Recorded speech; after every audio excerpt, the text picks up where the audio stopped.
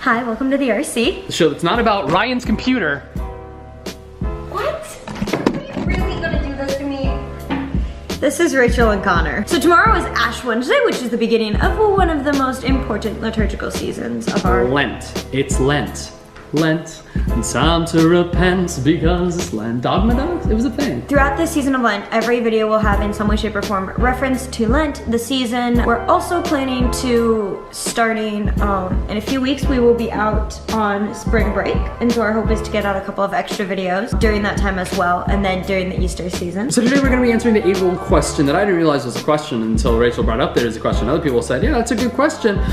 Is it more important to give things up for Lent, or on the other hand, to do something new and spiritual to grow for Lent? Let's figure this answer. So there's two different sides to it. Everyone kind of does their own thing. Obviously, there is no one particular right answer or one particular way that you are supposed to do it.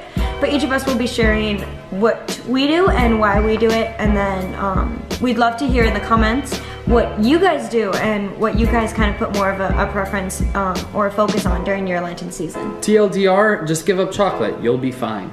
So the first point that you can always talk about is, why is it important to give things up? I love giving up something for Lent because it's all about getting yourself into a mindset. I used to say psychology. Psychologically, putting yourself into a 40 or 90 day stretch is supposed to be like 60 to 90 days to set a new habit. If you go 90 days giving something up, giving up a bad habit, I think you're strengthening your spiritual life to such a high degree because you're giving up sin and temptation that it blows out of the water almost anything else you could do because you're rewiring your brain.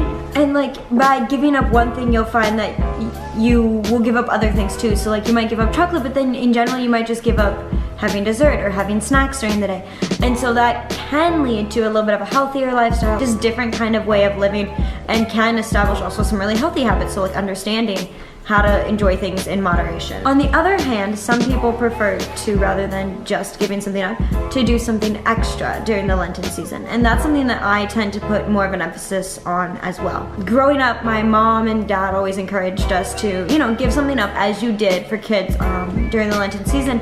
But there were also certain things that we did that were extra. And it never occurred to me that we did it to go alongside that sacrifice until I was in high school.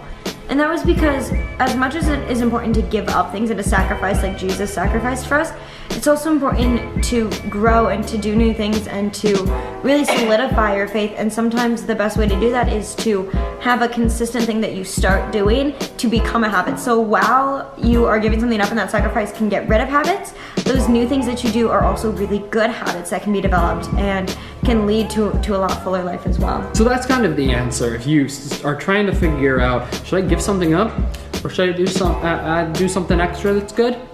Why not both? I think, you can do both, and I think every person's gonna do their own thing and every person's gonna have that, they're gonna maybe have one preference. So I know he puts more emphasis on what he's gonna sacrifice. So he thinks about, okay, what am I giving up more? Like, what is the symbolism or the significance of me giving this up?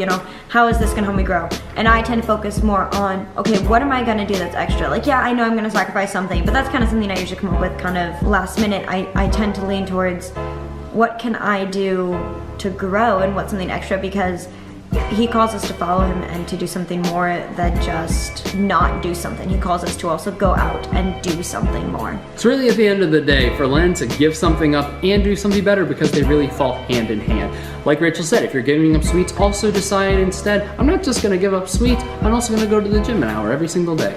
So find that thing that works for you. Make sure that your sacrifice is really something that challenges you and helps you to be better, not just something that that you do every day that doesn't really matter, or something that you never do. Do something that really matters and make a change. Make a change, whether it's... Get an accountability partner. Yes, that's another big thing is it's really easy to slip up and not tell anybody because you're like, oh, nobody's looking. I can get someone to call you out. Yeah, get that person who you can be like, I'm giving this up. I need you to call me out when I... It's really easy. Hey, Rachel, can you be accountable? Yeah. Heck yeah.